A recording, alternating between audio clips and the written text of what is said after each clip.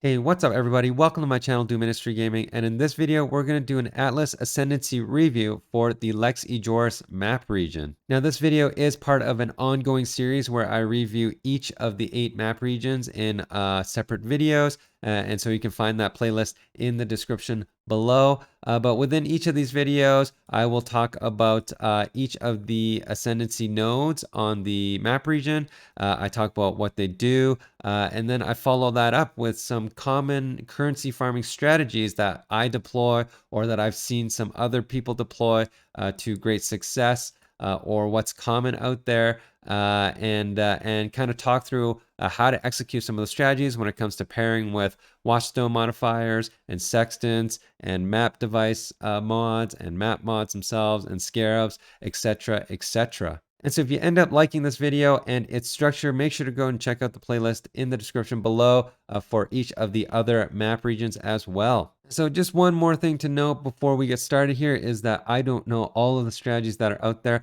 I'm only going to cover the ones that I deploy myself or I've heard of other people do to great success, or some of the more common strategies that are out there. If you do run a strategy that I don't cover here and it's working well, make sure to leave a comment in the description below and let everybody know. I think everybody watching this video and the community would appreciate seeing some more currency farming strategies outside of what I described here.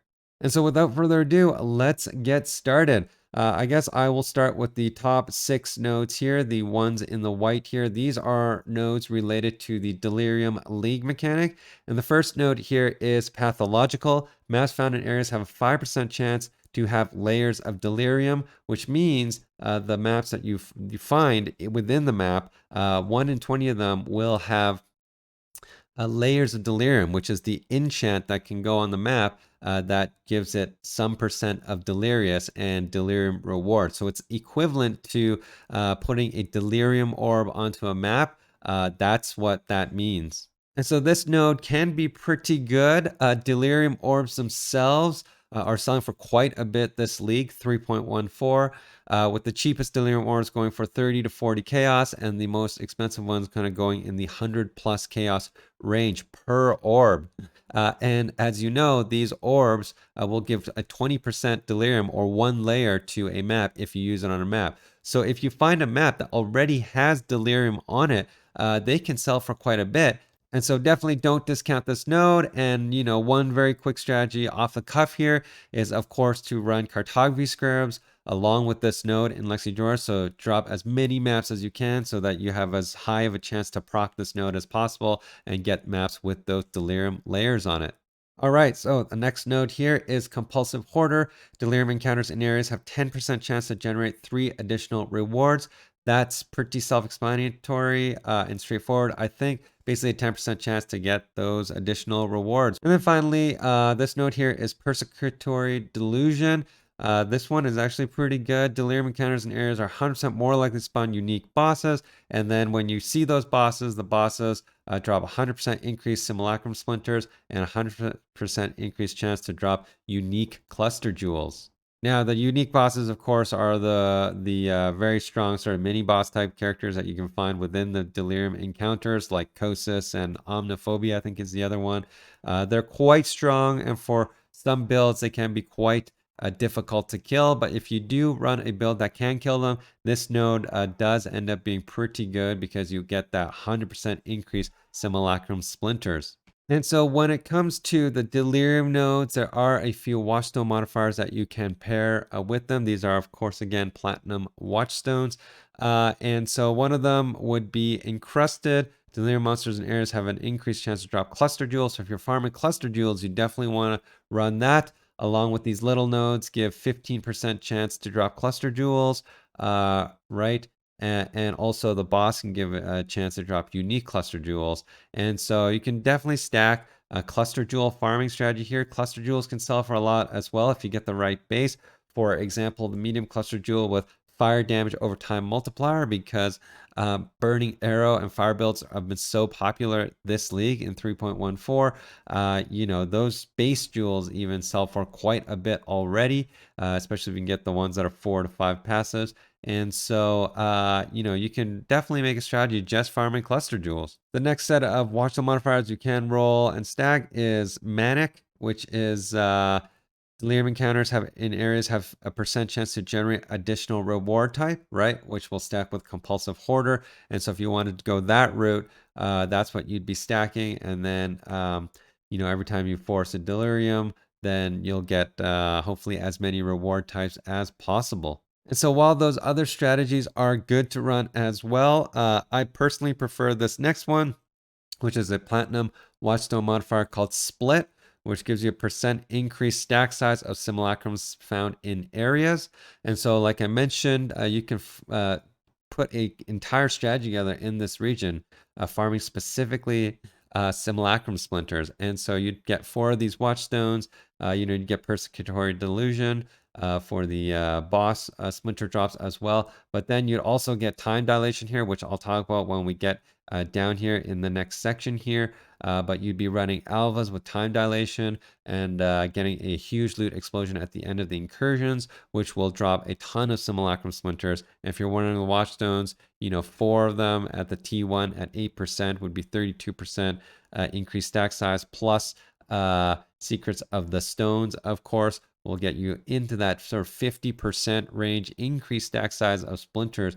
And splinters are selling for pretty good. They're about 1.5 to 1 chaos the last time I checked, maybe last week. And so that is an absolutely very good strategy to be farming right now. And on top of that, if you have the nodes, of course, you'd be getting all these additional benefits like % chance of getting layers of delirium on your maps, which, like I say, can sell for a lot, getting extra rewards when you run them, cluster jewels. So that is a whole strategy that you can put together for this map region. All right, so the only issue really with a Delirium farm is that it is hard to get Delirium on your maps.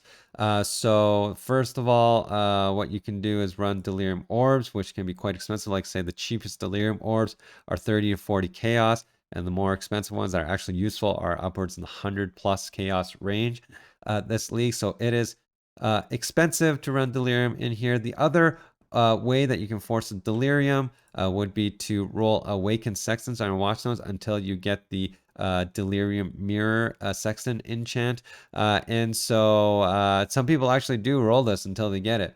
And that can be an expensive endeavor. And so it is a little more expensive to force a Delirium encounter. And if you don't, you know, you're susceptible to just the base chance, which is I think 5 or 8%. I don't actually know what the exact chance is, but anyway, it's a low chance to see it, and so you could be running 1 in 10 mass per mirror, and so that is not a very efficient way of using your Atlas points at all. So if you were to run a Delirium strategy, you definitely want to force the Delirium encounter, and you're going to have to invest a little bit of currency in order to do that.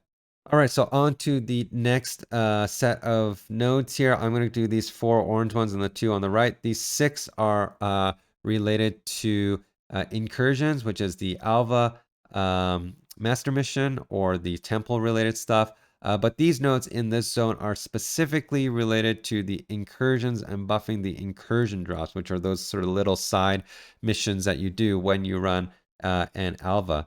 Unlike Glencairns, where the Alva nodes are related to buffing the temple itself, these nodes here are related to juicing up your incursions. And so when you do an incursion, just as a quick reminder, when you do an incursion, at the end of it, you kind of get this big kind of loot explosion, and you can really juice that up in Lex Ejoris by running these nodes down here, the 4 down here. So the first one here is Time and Again. This one doesn't actually juice it up, but you kind of need it to get there, but I'll explain what this is.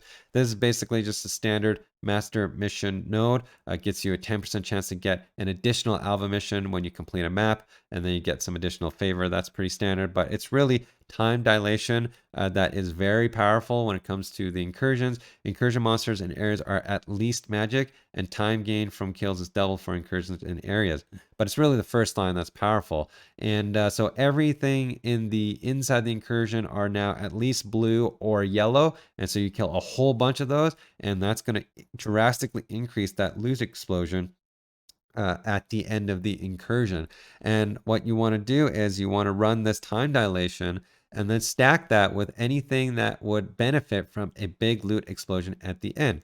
So like I say, when I went through the Delirium strategy, is that one potential strategy is to stack as many Simulacrum Splinter drops as possible. And when you do run that strategy with the stack size watchstones, with the Delirium encounters, with time dilation, you can see your incursion explosions just drop tons and tons of Simulacrum Splinters. All right, and then the final node related to the incursions is Vol Oligarchs, which I think GGG might have misnamed. It probably should be more like Vol Middle Class, because this node, at least in the short period that I tried it, was a little underwhelming. But if I'm wrong, if anybody is finding some massive success with this node, let me know in the comment section below. But basically, this node gives incursions in areas contain Evolved Flesh Merchant. And what Evolved Flesh Merchant is a monster inside of the incursions that if you kill at the end in the loot explosion, will drop a couple currency rewards, I think. And so I tried it out for a little bit. It seemed a little underwhelming to me. I wasn't really getting that good at currency, but like I say, if anybody else is finding a Vol Oligarch instead of a Vol Middle Class, let me know in the description below. And so when it comes to Watchstone modifiers that you might run in conjunction with the Alva nodes, the first one that comes to my mind is a Titanium Watchstone, which is Treasure Hunter mod. Which gives you a % increased quantity of items dropped in incursions in areas. And so, like I say, you know, one of the strategies is to juice up the incursion explosion at the end as much as possible. And so that's what this Treasure Hunter mod will do. The T1 rolls up to 10%. So you can have 40% with 4 Watchstones, plus Secret Stones is 50% increased quantity of items dropped from this node. And like I say, if you're stacking any kind of loot explosion strategy, then this would be a really good one. And then the same as what I mentioned before is the Simulacrum stacking you can do as well, which is that Platinum Watchstone again for split % increase stack size of Simulacrum Splinters found in areas. Both of those will do pretty well for running this node and capitalizing on the loot explosion in Lex Ejoris. All right, so the next 4 nodes I'll talk about will be the green ones on the left over here. These are related to the Metamorph League mechanic. And the first one here is Escaped Experiment. Areas have 50% chance to contain a rogue Metamorph. What this is it's an already constructed Metamorph that'll just randomly show up in your map. You don't need to build it with any parts. It will just be there. And then the next node is Finest Samples, which is Metamorphs in areas deal 15% more damage and have 150% more life, so making them quite a bit more difficult, but also gives you 50% chance for rewards for Metamorphs in areas to be doubled, which can be quite good. Now, there are a couple Metamorph farming strategies that I'm familiar with, usually in Lex Ejoris. And the first is related to catalyst drops. So catalysts can be quite profitable in the early stages of the league, and catalysts are these. Catalysts are the quality modifiers that you can put on your jewelry to enhance certain aspects of the modifiers. And so the prismatic and the fertile catalysts are usually the ones that can sell for quite a bit, the ones that increase life and resistances. And so prismatic catalysts even now are selling for 8 chaos each, and fertile catalysts are selling for 13 chaos each for one of these catalysts. So they can sell for quite a bit, and when people use them, they usually need 20, right? So 20 times 13 is 260 chaos just for somebody to get 20 quality life on their jewelry. And so these will sell quickly and for quite a bit. And so one strategy is to farm Metamorphs for these catalysts. And so if you're running that kind of strategy, you of course want to stack as many Metamorphs as you can. And so Escaped Experiment will give you that 50% chance to get one Metamorph already constructed in the zone. The next is, of course, you can run a Scarab. There are Metamorph Scarabs here. Even the rusted one will get you an extra Metamorph encounter, so that you can put that in there. And when you force those Metamorphs in there, with finest samples, you have that 50% chance for rewards to be doubled. And when they are doubled, with sort of 2 Metamorphs in the area, you can see that you can end up getting quite a bit of catalysts. And, if you're looking at these catalysts and you get 1 or 2 fertile, that's already, 13 or 25 chaos, depending on how many you get right there. Plus all the other ones, which will typically sell as well. And so catalyst farming strategy, especially early in the league, itself can be pretty profitable for a very low investment. Now, another strategy related to Metamorph is that, any kind of rare monster strategy, it's always nice to throw in a Metamorph or two, especially if they're juiced up like Lex Ejoris, because Metamorphs, if you're not familiar, also spawns a whole bunch of rare monsters along with it. And so you could end up farming those rare monster drops on top of the Metamorph drops as well. And so any kind of rare monster strategy can lend itself well to the Metamorph nodes. And so if you were to deploy a Metamorph farming strategy, especially like a Catalyst one, then there are, of course, Watchstone modifiers you can pair with them. These are Platinum Watchstone modifiers. The first would be Mitodich. I can't really pronounce that. But anyway, it gives a 2% chance for rewards from Metamorphs in areas to be doubled. So basically stacking with finest samples. And so if you get 4 of those, it's 8%. Plus the Secret Stones, that's another 10%. So 10% on top of the 50% for rewards to be doubled. Those are relatively rare rolls, though. So a little difficult to get on the Watchstones. But some other ones that you can get, of course, are a Salvager. Metamorph monster samples in areas have rewards, or transformative, which just straight up gives you a percent increase chance to have a reward. All right, and then finally, the 4 nodes here up in the top left are related to the Perandus League mechanic. So the first one here is Prospero's Promise, which areas contain an additional Perandus chest, and then areas have 20% chance to contain Cadiro. And so that's pretty straightforward. You'll get the chest and a chance to see Cadiro. And then it's really friend of the family that makes this any decent at all, which is correct. Cadiro Perandus offers the rarest of 3 chosen items. This was nerfed from 5 chosen items in 3.13.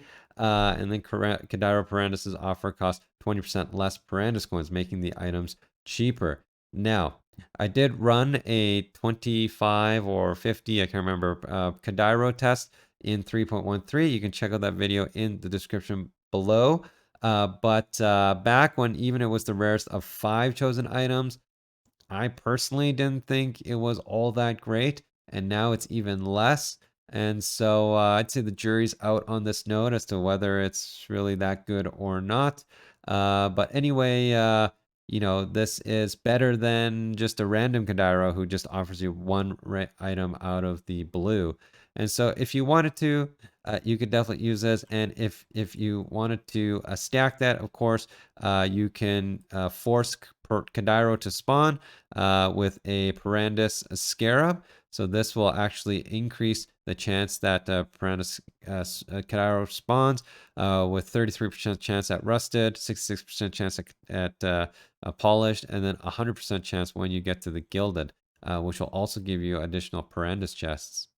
All right, and so if you were to run the Perandus nodes in Lex Ejoris, you can stack them with some Platinum Watchstone modifiers. All the sort of Perandus related modifiers are kind of around the Perandus chests themselves, and kind of juicing those up and giving them sort of the different types like archives, coffers, catalogs, hordes, and what have you. And so a lot of the modifiers are just converting these chests to the different types. You can, of course, also get Cadiro prefix, which is areas have a percent chance to contain Cadiro, which will increase this 20% chance from the node already. But honestly, if you were farming Cadiro, I would highly recommend running the Scarabs. And if I haven't mentioned it already, I mean, the strategy with Cadiro is pretty straightforward. See as many Cadiros as you can, and hopefully you get a good item offered to you every now and then. And with Friend of the Family, you're increasing that probability of him showing you just one random item to the best of 3 random items. All right, and so on to my own preferences. At this current point in the league, I'm really liking the Delirium nodes here in combination with Time Dilation. I will embark probably on a Simulacrum Splinter farming strategy and executing on that pretty shortly here. But Delirium, like I say, in itself has just a ton of valuable rewards right now. If you end up dropping the orbs themselves, sell for a lot. Cluster jewels with the right cluster jewels can sell for quite a bit as well, and getting the additional reward types every now and then doesn't hurt. And like say, if you run it with Cartography Scarab, you can also get a huge number of map drops, and hopefully you'll get a few of them with the Delirium layers on them. So I definitely like the Delirium nodes right now. I really like Time Dilation, forcing those loot explosions. So those would be the runs I'll be running. Vol Oligarchs, not so hot on. I haven't found success with this one yet, but if you have, let me know. So I'll probably just only be taking these 4 points here. But otherwise, the Metamorph nodes are decent. Like say, especially early in the league, farming Catalyst, I quite like these. You can end up getting quite a bit of Catalyst from that. And so those are pretty good and might even bump ahead when it's early enough in the league. But at this point, I think I'll definitely farm the Delirium. And then finally is Perandus, Cadiro. I even in 3.13 when he was offering the rarest of 5 chosen items, it wasn't fantastic, and now it's even worse. Uh, so this is definitely at the bottom of my list. If you've found some great success farming Cadiro, I'd love to hear about that. So make sure you leave it in the comments section below. But I personally will probably not end up running these in Lex Ejoris. All right, guys, so that's it for this video. Thank you so much for watching. I hope you found it helpful. And if you did, please like and subscribe. I also stream on Twitch Tuesdays, Thursdays, and Saturdays. Times are in the description below. Thanks again, and I'll see you next time.